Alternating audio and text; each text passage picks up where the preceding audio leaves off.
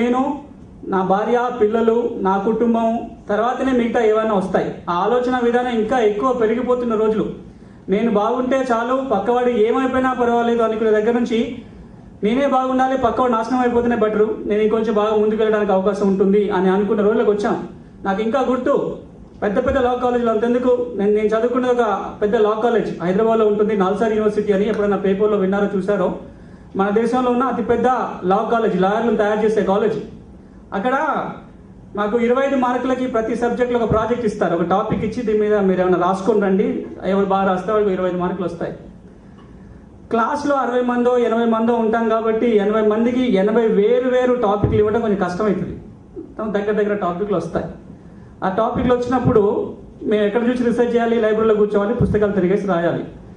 కొంతమంది స్టూడెంట్స్ ఎట్లా ఉంటారంటే, వాడన్నీ ముందు మంచి పుస్తకాలు ఎత్తుక్కొని అందులో ఉన్న మెటీరియల్ అంతా చూసి రాసుకొని అన్ని చేసుకొని వాడు ప్రాజెక్ట్ సబ్మిట్ చేసి సరిపోయింది, అక్కడ దాకా ఆగడు, అందులో ఉన్న పేర్లు చింపేస్తారు.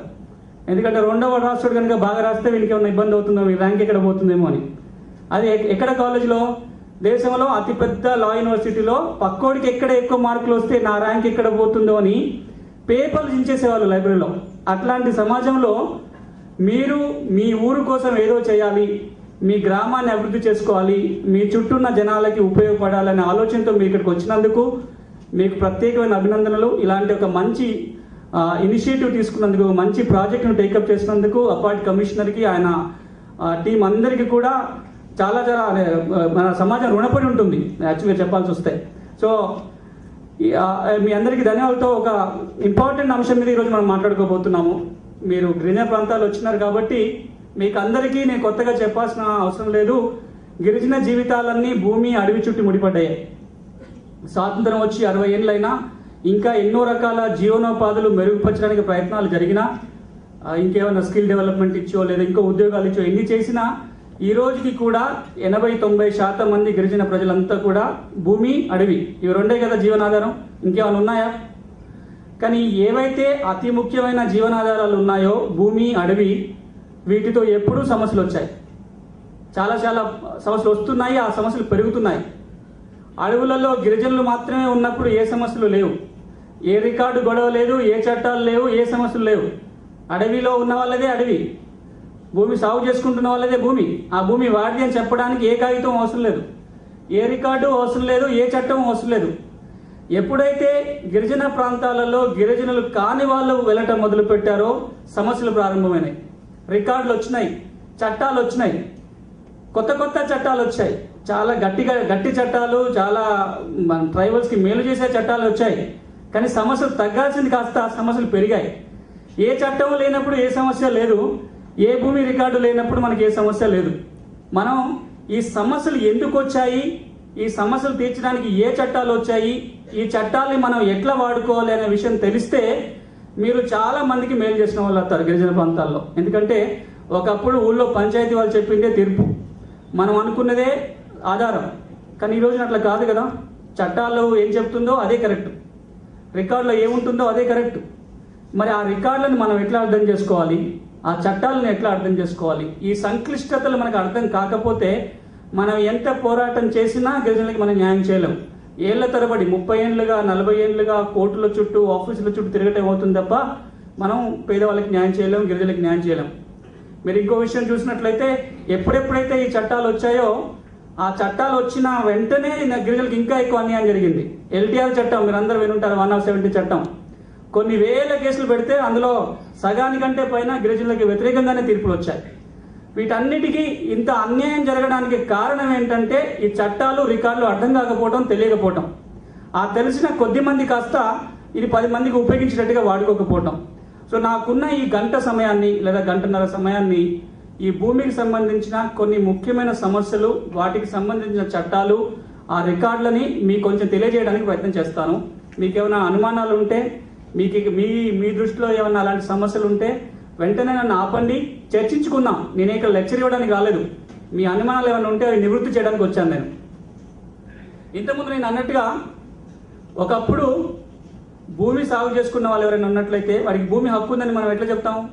ఊరందరూ చెప్తుంది, వాడు 2 ఎకరాలు భూమి తీసుకుంటానంటే వాడిదే భూమి, ఇంకొకరు ముట్టుకోవడానికి కూడా ట్రై చేయరు. ఈ మధ్యలో నేను ఆదిలాబాద్ గ్రామాలకు వెళ్తే అటవీ హక్కుల చట్టం ఇంప్లిమెంటేషన్లో భాగంగా ఇక్కడ ఎవరెవరు పట్టాల కోసం దరఖాస్తు చేసుకున్నారు, ఎంతమందికి పట్టాలు వచ్చాయి విషయాలు మాట్లాడుతున్నా. అందులో ఒక వ్యక్తి అక్కడ కూర్చొని ఉన్నాడు, నీకేమైనా భూమి ఉందా, నువ్వేమైనా పట్టాకు దరఖాస్తు చేసుకున్నావు అంటే, నాకేం భూమి లేదు సార్, నేనేం పట్టాకి దరఖాస్తు చేసుకోలేదు అన్నాను. వెంటనే పక్కన ఉన్న విలేజ్లో అన్నారు, సార్ ఇక్కడ ఒక 2 ఎకరాల భూమి ఇంతకుముందు వేరే వాళ్ళు చేసుకుంటోళ్ళు, వాళ్ళు ఊరు వదిలేసి వెళ్ళిపోయి 20 ఏళ్ళు అయిపోతుంది, ఆ భూమి ఖాళీగానే ఉంది, వీనికి పట్టాకి అప్లై చేసుకోవాలని మేము చెప్పాము, ఎవరు అభ్యంతరం పెట్టరు, 2 ఎకరాలు ఖాళీగానే ఉంది, నీకు ఎవరు పోటీ కూడా రారు, నువ్వు దరఖాస్తు చేసుకోమంటే చేసుకోవట్లేదు అన్నాడు. ఏమైందని నీకు భూమే లేదంటున్నావు, పోనీ ఆ 2 ఎకరాలు ఖాళీగానే ఉంది కదా, చేసుకోవచ్చు కదా, దరఖాస్తు పెట్టుకోవచ్చు కదా, నీకు పట్టా వస్తుందంటే ఒకటే మాట అన్నాడు, నేను కొట్టలే కదా సార్ అడివి, నేను సాగు చేయలే కదా, నాకెందుకు దాని మీద పట్టా. అంత నిజాయితీ, అంత నిజాయితీ ఆనెస్టీ మనకు ట్రైబల్ కనబడుతుంది. సో ఎవరైనా భూమి చేసుకుంటానంటే అది వాడిదే, ఆ భూమి వాడిది అని చెప్పడానికి పహానీలోనో ఇంకే రికార్డులోనో ఏ రిజిస్టర్లో పేరు అవసరం లేదు, రికార్డులో ఎంట్రీ అవసరం లేదు, చేతిలో పట్టా అవసరం లేదు. కానీ ఈ రోజున మనం ఏర్పరచుకున్న చట్టాలు ఏం చెప్తాయంటే, నువ్వు భూమి చేసుకుంటున్నట్లయితే నువ్వు భూమి చేసుకుంటే మాత్రమే సరిపోదు, నీ చేతిలో కాగితం ఉండాలి, అని నీకు పట్టా ఉండాలి, ఓ పట్టదారి పాస్బుక్, టైటిల్ డీడో, ఇంకేదో టైటిల్ కాగితం నీ చేతిలో ఉండాలి, ఆ భూమి నీది అని చెప్పి ఒక కాగితం తప్పకుండా చేతిలో ఉండాలి. భూమి చేసుకొని చేతిలో కాగితం ఉంటే కూడా సరిపోదు. నాకు భూమి ఉంది, నేను దున్నుకుంటున్నాను, ఆ భూమి నా చెప్పడానికి నా చేతిలో ఒక కాగితం ఉంది, ఇంకే భూమి నాదే అని ఆనందపడడానికి లేదు. దానికి ఇంకో దరఖాస్తు కూడా ఉంది. నువ్వు భూమి చేసుకుంటున్నట్టుగా నీ చేతిలో కాగితం ఉన్నట్టుగా రెవెన్యూ అధికారులు మెయింటైన్ చేసిన రికార్డులో కూడా నీ పేరు రావాలి. పోనీ అది 1-2 రికార్డులు కాదు, 11-12 రికార్డులు ఉంటాయి. ఈ 12 రికార్డులలో నీ పేరు వస్తే తప్ప ఆ భూమి మీద నీకు పూర్తి హక్కు రాదు. పోనీ నేను భూమి చేసుకుంటూ ఉండి నా చేతిలో కాగితం ఉండి నా పేరు రికార్డులో వచ్చినంత మాత్రాన నాకు భూమి నాదైపోతుందా? అది కూడా నమ్మకం లేదు. ఆ భూమిని ఎప్పుడు ఎవరు లాక్కుంటారో తెలియదు. ప్రభుత్వం లాక్కుంటుందో, పక్కోడు లాక్కుంటాడో, ఇంకోటి వచ్చి లాక్కుంటాడు. మరి లాక్కున్నప్పుడు ఏం తెలియాలి? అప్పుడు ఆ భూమి లాక్కుంటే ఎట్లా తెచ్చుకోవాలో తెలియాలి, తెచ్చుకోవడానికి చట్టం ఏంటో తెలియాలి. పోనీ గవర్నమెంట్ లాక్కుంటే భూమి అయినా వెనక్కి రావాలి, డబ్బులన్నా రావాలి, కాంపెన్సేషన్ అన్న రావాలి, నష్టపరిహారం భూమి తీసుకున్నందుకు. ఇది తెలియాలంటే చట్టాలు తెలియాలి. అందుకే నేను ఒక మాట అందరితో అంటుంటా, భూమి చట్టాల గురించి మాట్లాడినప్పుడల్లా. ఒకప్పుడు 30 ఏళ్ల కిందనో 20 ఏళ్ల కిందనో మా నాన్న రైతు అయి ఉంటే, మా నాయన రైతు అయితే, నేను రైతును కావాలంటే మా నాయన దగ్గర నుంచి నేను అరక దున్నటం నేర్చుకొని నీళ్లు కట్టడం, మందులు వేయటం చేసుకుంటే, మందు కూడా వేయడం అవసరం పడలేదు, అరక దున్నటం, పారబట్టడం వస్తే వ్యవసాయం చేసినట్టు వచ్చినట్లే, నేను వ్యవసాయదారుని రైతుని అయిపోతా. కానీ ఈ రోజున ఆ భూమిని సాగు చేసుకోవాలి, నేను ఒక వ్యవసాయదారుని కావాలి అంటే అరక దున్నటం, పారబట్టడంతో పాటు చట్టం కూడా తెలియాలి. తెలియకపోతే నీ భూమి నీ చేతిలో ఉండదు. రికార్డు తెలియాలి, చట్టం తెలియాలి. ఇవి మనం మర్చిపోతున్నాం. భూమి నేనే దున్నుకుంటున్నాను కదా, ఎవరు లాక్కుంటారులే అనే ఒక నమ్మకం. ఎందుకంటే మనం తరతరాలుగా అదే ఆలోచన విధానంతో బతికాం, భూమి మన చేతిలో ఉన్నంతే చాలు, ఇంకెక్కడికి పోదు అని. కానీ ఈ రోజున పరిస్థితి అది కాదు. ఈ రోజున మనకున్న భూములు మనం కాపాడుకోవాలంటే ఈ అన్ని విషయాలు తెలియాలి. సో ఏంటి చట్టాలు, ఏమిటి రికార్డులు? అది ముఖ్యంగా గిరిజన ప్రాంతాలలో, మైదాన ప్రాంతాలలో ఉండే భూమి చట్టాలు వేరు, గిరిజన ప్రాంతాల్లో ఉండే భూమి చట్టాలు వేరు. గిరిజన ప్రాంతాలకు వచ్చినట్లయితే మనకు ఒక 3 ముఖ్యమైన భూమి చట్టాలు కనిపిస్తుంటాయి. ఒకటి ఎల్టీఆర్ చట్టం, 1/70 చట్టం అంటాం, లేదా ఎల్టీఆర్ చట్టం అంటాం. మీరందరూ వినే ఉంటారు, 1/70 ఎల్టీఆర్, లేదా ల్యాండ్ ట్రాన్స్ఫర్ రెగ్యులేషన్ 1959, గిరిజన భూముల బదలాయింపు నిషేధ చట్టం. క్లుప్తంగా అయితే 1/70 చట్టం. ఈ చట్టం ఒక ముఖ్యమైన చట్టం అయితే, రెండవది ఈ చట్టం దేనికి వర్తిస్తుంది? గిరిజన భూములు గిరిజనుల నుంచి గిరిజనేతల చేతికి వెళ్లకుండా కాపాడే చట్టం. ఒకవేళ వెళ్ళినట్లయితే ఆ భూముల్ని తిరిగి గిరిజనులకి తెచ్చిచ్చే చట్టం. ఇది ఒక చట్టం, దీని గురించి మళ్ళీ మాట్లాడుకుందాం. రెండో చట్టం, గిరిజనులు ఎవరైతే భూములు సాగు చేసుకుంటున్నారో వాళ్ళు సాగు చేసుకుంటున్న భూమికి పట్టాలు ఇచ్చే చట్టం. దాన్నే మనం సెటిల్మెంట్ చట్టాలు అంటాం, సెటిల్మెంట్ యాక్ట్స్ ఉంటాయి. ఇది రెండో ముఖ్యమైన చట్టం గిరిజన ప్రాంతాలలో. మూడో చట్టం ఏంటి?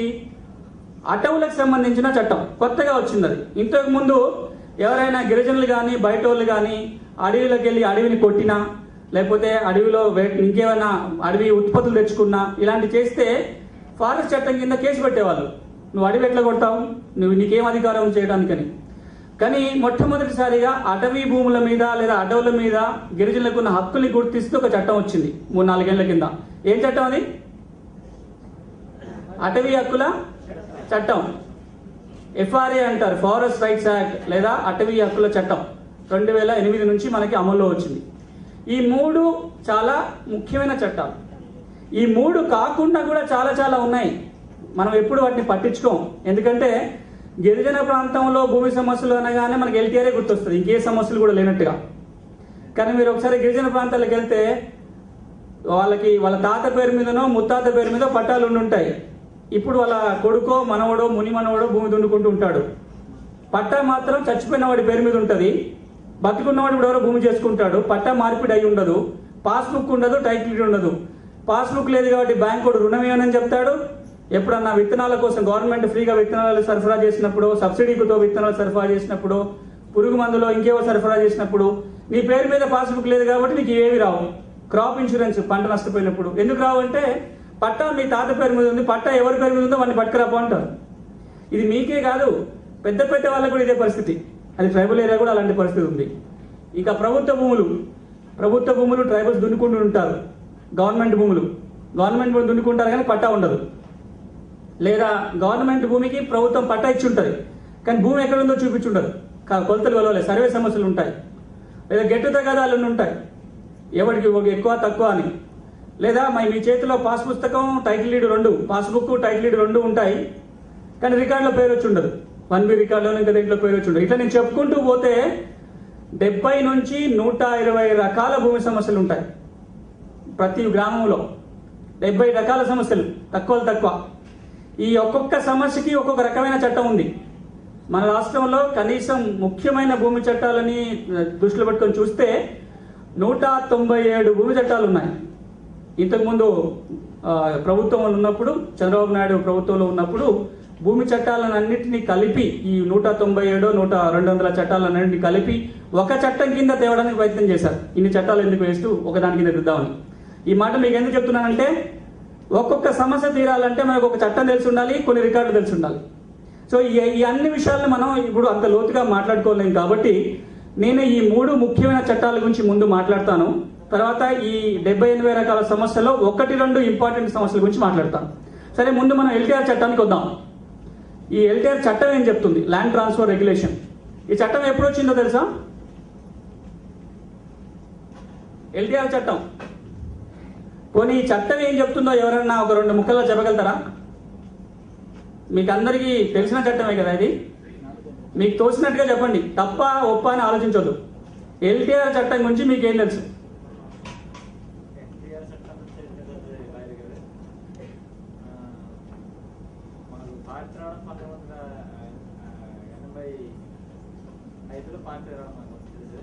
కొంచెం గట్టిగా చెప్తే.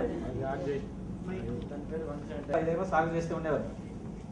ఉన్నప్పుడు గేట్ అయిందంటే విఆర్ వచ్చి నేను అడుగుతుందంటే ఎల్టీఆర్ చట్టం ఏంటని అడుగుతున్నా. ఎల్టీఆర్ చట్టం గురించి మీకు ఎలా తెలుసా? ఇంకెవరికైనా తెలుసా ఎల్టీఆర్ చట్టం? సుందరరావు, మండలం విజయనగరం జిల్లా. 1/70 చట్టం అంటే గిరిజనుల భూములు గిరిజనులే సాగు చేసుకోవాలి, గిరిజనులు మాత్రమే కొనుక్కోవాలి, గిరిజనేతలు కొనుక్కోవడానికి కానీ చలనారు. అదే ఎన్టీఆర్ చట్టం. ఇంకా ఆయన 55లో ఆ చట్టంలో ఎవరు చేసిన భూములు వాళ్ళకి ఇస్తాం అసలు. ఇంతవరకు ఏంటంటే సెటిల్మెంట్ ఆ భూములు అవ్వలేదు. ఇంతవరకు చెట్టులు ఏరికంటే ప్రకటించారు. వాటికి మేము పట్టాలకి ఎన్నిసార్లు మనం కోరినా సెటిల్మెంట్ అవ్వలేదు అంట. అది మీరు చెప్తుంది. సెటిల్మెంట్ చట్టం గురించి మాట్లాడదాం. ఎల్టీఆర్ చట్టం గురించి ఇంకెవరన్నా? ఆస్తులు అన్ని, భూములు కావచ్చు, ఇల్లులు కావచ్చు, ఇంకే విధమైన స్థిరాస్తులు కావచ్చు, అవన్నీ గిరిజనులు మాత్రమే అనుభవించాలి. గిరిజనేతరులు ఆ భూముల్ని లేదా ఆస్తుల్ని కొనడానికి కానీ ఇంకే విధంగా కానీ పొందడానికి వీల్లేదు అని చెప్తుందే ఎల్టీఆర్ చట్టం.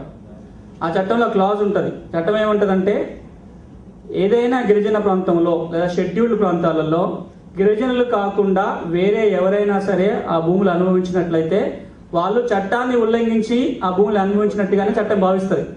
నేను చట్టం ఉల్లంఘించలేదు అని నిరూపించుకునే బాధ్యత మళ్ళీ ఎవరిది ఉంటుంది? ఎవరైతే ఆ విధంగా గిరిజనేతలు భూమి మీద ఉంటారో వాళ్ళు చెప్పాలి, మేము చట్టాన్ని ఉల్లంఘించకుండా తెచ్చుకున్నాం ఈ భూములని. ఈ చట్టం మొదటిసారి ఎప్పుడు వచ్చిందంటే 1917లో వచ్చింది.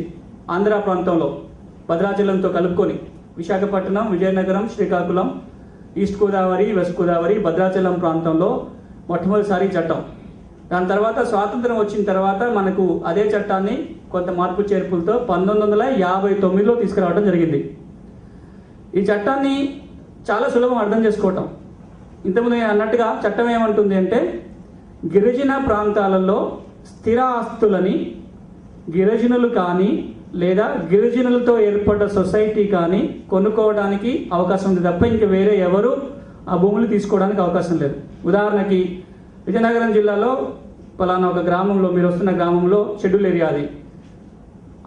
ఆ ప్రాంతంలో ఎవరన్నా భూములు కొనుక్కోవాలన్నా ఇంకే విధంగా పొందాలన్నా గిరిజనులకి మాత్రమే సాధ్యమవుతుంది. బయట వాళ్ళు ఆ భూముల్ని కొనుక్కోవడానికి వీలు లేదు అని ఎల్టీఆర్ చట్టం చెప్తుంది. అది ఎప్పుడు వచ్చింది? 1959లో వచ్చింది. ఈ చట్టం ఇంకొక 2-3 అంశాలు కూడా చెప్తుంది. గిరిజనుల నుంచి మాత్రమే కొనుక్కుంటే నేరం కాదు, అంటే గిరిజనేతరులు కూడా ఇంకో గిరిజనేతరులకి భూములు అమ్మడానికి వీల్లేదు. 3-4 రకాలుగా స్థిరాస్తులు చేతులు మారడానికి అవకాశం ఉంటుంది. ఏ విధంగా మారొచ్చు? గిరిజనుల నుంచి గిరిజనులకి మారొచ్చు, అంటే కొనుక్కోవటం, అమ్మటం, భూములు కానీ ఇల్లులు కానీ. గిరిజనుల నుంచి గిరిజనులకి అమ్మకాలు కొనుగోలు జరిగితే మనకి ఏమైనా నష్టం ఉంటుందా? ఒక గిరిజనుల నుంచి ఇంకో గిరిజనుడు కొనుక్కున్నాడు, ఏమైనా ఇబ్బంది ఉందా గిరిజనులకి? ట్రైబల్స్కి ఏమైనా ఇబ్బందా? కాబట్టి ఏం లేదు, చట్టం దాని గురించి ఏం చెప్పదు. అట్లా కొనుక్కోవచ్చు, అమ్ముకోవచ్చు. ఇద్దరు గిరిజనుల మధ్యలో భూముల అమ్మకాలు, కొనుగోలు, దానం చేసుకోవటం, కౌలుకి ఇచ్చుకోవటం, ఇంకేమన్నా చేసుకోవచ్చు. ఒక గిరిజన నుంచి గిరిజనేతడికి భూములు వెళ్తున్నాయి అనుకోండి, దానివల్ల ఏమైనా ఇబ్బందా లేదా? ఒక గిరిజనుడికున్న 4 ఎకరాల భూమి ఒక నాన్ ట్రైబల్ కొనుక్కున్నాడు, ఏమైనా ఇబ్బంది అది? లేదా బలవంతంగా ఆక్రమించుకున్నాడు, లేదా కౌలుకు తీసుకున్నాడు, దాంతో ఏమైనా ఇబ్బంది వస్తుందా? ఇబ్బంది నాన్ ట్రైబల్ నుంచి తీసుకున్నాడు కాబట్టి అది చట్ట వ్యతిరేకం. చట్టం ఏం చెప్తుంది? అలా కనుక తీసుకుంటూ పోతే ట్రైబల్స్కు ఉన్న భూములన్నీ పోతాయి. ఒకసారి నాన్ ట్రైబల్ రావటం మొదలు పెడితే ట్రైబల్స్ ఇంకా అడవి లోపలికి వెళ్ళిపోతారు, ఆ భూములన్నీ కూడా గిరిజనులు కోల్పోతారు. కాబట్టి ట్రైబల్ నుంచి నాన్ ట్రైబల్కి భూములు వెళ్ళడానికి వీల్లేదు, చట్టం ప్రొహిబిషన్ చేసేసింది. ఇంకా 3వ రకంగా భూములు ఎలా వెళ్తాయి? నాన్ ట్రైబల్ నుంచి ట్రైబల్కి, అంటే గిరిజనేతర్ నుంచి గిరిజనుడికి. ఏమన్నా ఇబ్బందా? ఒక నాన్ ట్రైబల్కి గిరిజన గ్రామంలో 2 ఎకరాల భూమి ఉంది, దాన్ని ఒక గిరిజనుడు కొనుక్కుంటున్నాడు, లేదా దాన్ని కౌలు చేసుకుంటున్నాడు, ఏమైనా ఇబ్బందా? ఎందుకంటే గిరిజనుడు లబ్ధిదారుడు కాబట్టి మనకు వచ్చిన ఇబ్బంది లేదు. ఈ 3 రకాల దాంట్లో మనకున్న ఇబ్బంది ఏంటి? ట్రైబల్ నుంచి నాన్ ట్రైబల్కి వెళ్ళేదాంతో మనకి ఇబ్బంది. 4వ రకమైన ట్రాన్సాక్షన్ లేదా 4వ రకమైన ఏం జరగవచ్చు అంటే, ఒక నాన్ ట్రైబల్ నుంచి ఇంకొక నాన్ ట్రైబల్కి, ఒక గిరిజనేతరుడి నుంచి ఇంకో గిరిజనేతరుడికి. షెడ్యూల్డ్ ప్రాంతంలో మీరున్న ఊళ్ళో ఒక నాన్ ట్రైబల్కి 2 ఎకరాల పట్టా భూమి ఉంది, వాడికి భూమి ఉంది, ఆ భూమిని ఇంకొక నాన్ ట్రైబల్కి అమ్ముతున్నాడు. మనకేమైనా ఇబ్బందా? ఎవరైనా చెప్తారా ఏమైనా ఇబ్బందా? అది గిరిజన భూమి కాదు. ఒక నాన్ ట్రైబల్కి 2 ఎకరాల పట్టా భూమి ఉంది, ఆ 2 ఎకరాల పట్టా భూమిని ఇంకొక నాన్ ట్రైబల్కి అమ్ముతున్నాడు. దానివల్ల నష్టమా? చెప్పాలి, మీరు నిలబడి చెప్పండి. మైక్ కోసం చూడకండి, మైక్ రావడం టైం పడుతుంది కాబట్టి మీరు చెప్తే వినబడుతుంది. నాన్ ట్రైబల్ అవ్వకపోతే ప్రాబ్లం లేదు కదా. నష్టం అవుతుందా? ఏ విధంగా?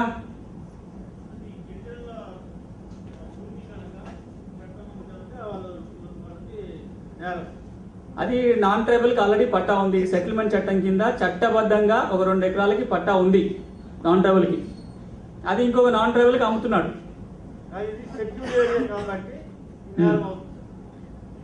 నేర సంగతి పక్కన పెడదాం, చట్టం ఏం చెప్తుందో పక్కన పెడదాం. ఒక నాన్ ట్రైబల్ నుంచి ఇంకొక నాన్ ట్రైబల్ భూమి కొనుక్కుంటే గిరిజనులకి ఏమైనా ఇబ్బందా? లేదా? ఎవరైనా ఉంది అనుకునే వాళ్ళు ఉన్నారా? ఎవరు అన్నారు కదా ఇబ్బంది అని, చెప్పగలుగుతారా? ఎందుకో మైక్ తీసుకోండి, మీ వెనకాల మైక్. భూమి లేని గిరిజనుడు పనికి వస్తుంది, అదే గిరిజనేతలు కొనుక్కుంటే వాళ్ళు పనికి వస్తుంది, కానీ ఈ భూమి లేని వాళ్ళు పేదవాళ్ళకు వెళ్ళిపోతారు.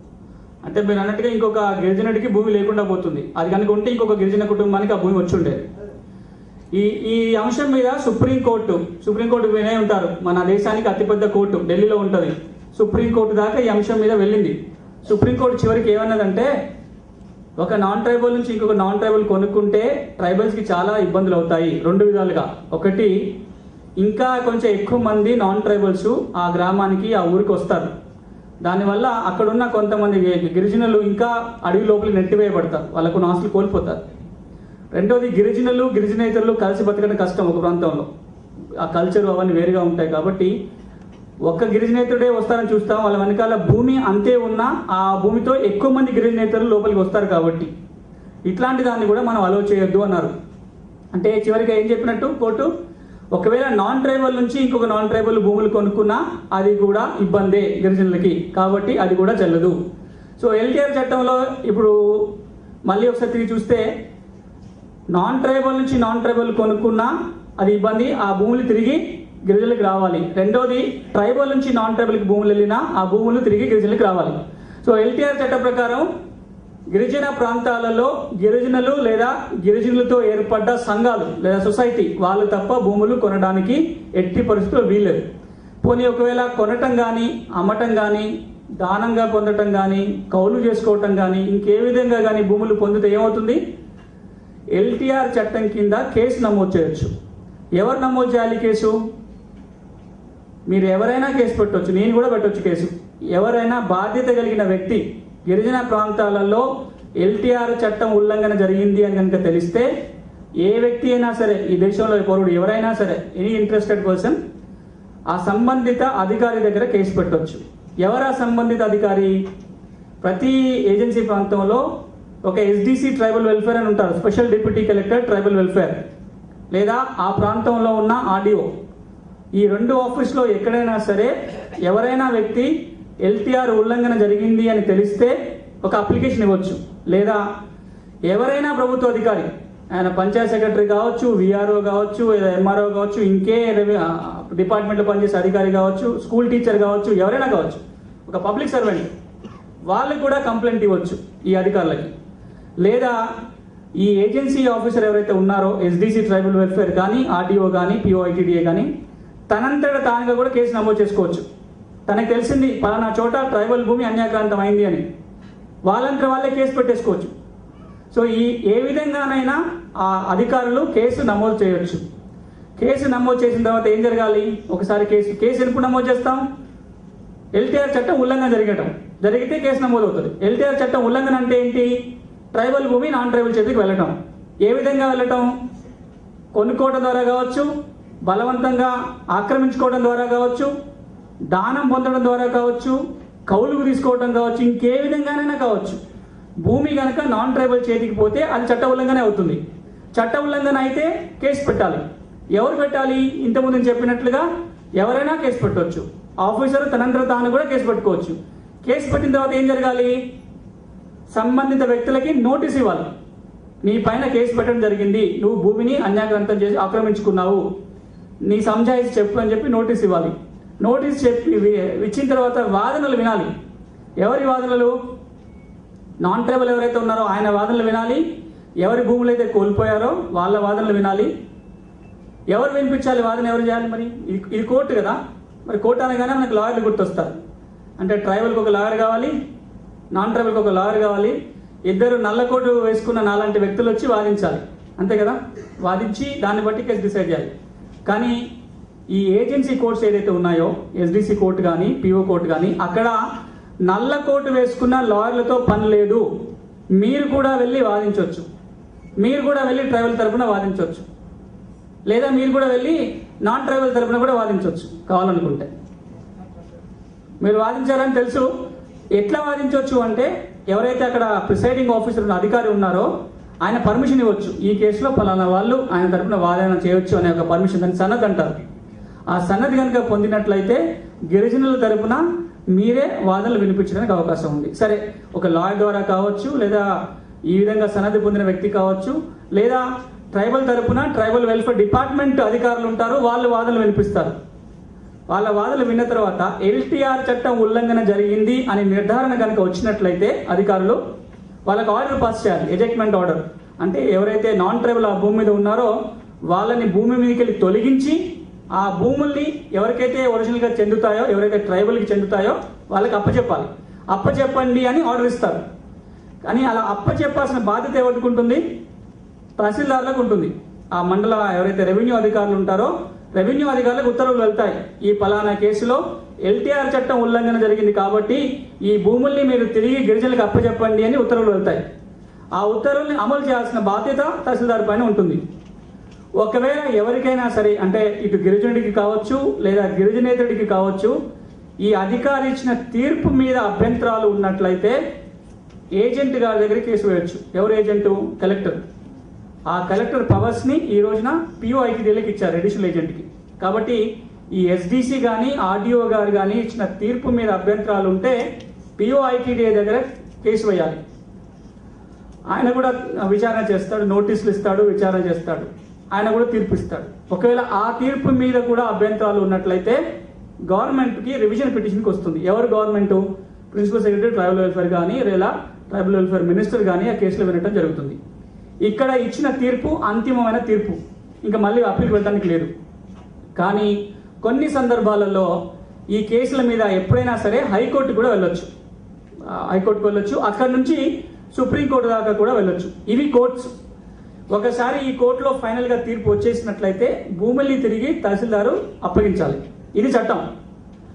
చట్టం ఇంకా ఇంకో మాట ఏం చెప్తుంది అంటే 1978 తర్వాత, 1978 తర్వాత ఎవరైనా గిరిజనేతరులు కొత్తగా భూములు కొనుక్కున్న గిరిజన ప్రాంతాలలో లేదా కోర్టు తీర్పిచ్చిన తర్వాత కూడా ఆ భూముల్ని సాగు చేసుకుంటూ ఉన్నా అది నేరం అవుతుంది.